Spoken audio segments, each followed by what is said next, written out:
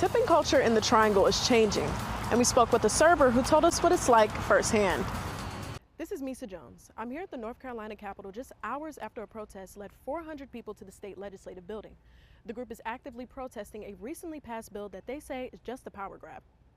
The Triangle Parade of Homes in Raleigh, known as North Carolina's largest open house, was made for those interested in buying a new home or for those that just want some fresh design ideas.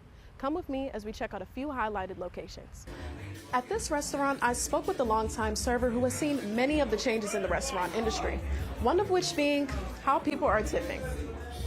Days for Elena Graybush are filled with swiping cards and bringing out drinks. A junior sociology major at NC State, she works as a waitress to pay her bills. North Carolina has a separate minimum wage for tip workers, $2.13 an hour. So tips make all the difference. It definitely varies day to day. I mean, some days I go home with $10 and some days I go home with like $300. Graybush has seen many changes in the decade she has spent working in the industry. I definitely think that it's more normal to tip like on the 20% now than it was a couple years ago. I think that that's a good thing. I mean, at least in restaurants, like I said, like where waitresses make $2 an hour. Tipping culture has changed over time, and a local economist says the same thing. NC State economist Michael Walden credits the pandemic for the overall changes. That if you look at the wage rates of restaurant workers since COVID, they've actually improved very, very nicely. Since the pandemic, restaurants have had to adjust their wages to keep employees. We are seeing the restaurant industry having to face, I think, a greater situation of being able to attract and retain labor. The restaurant industry has always been an industry that paid relatively low wages. Some restaurants are trying out a no-tip format, where that amount is already included in the prices of the meals and drinks. You know, I've thought about this before, and I don't entirely know. I'm kind of halfway for it. Graybush says that the automatic tip doesn't guarantee the same good money she makes from her regulars. Maybe I would be willing to try it out, but for now I'm pretty comfortable in where I'm at and being able to get my tips just by, I guess, being who I am.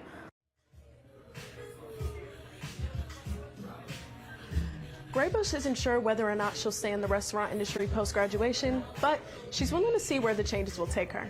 Mesa Jones, live in Raleigh.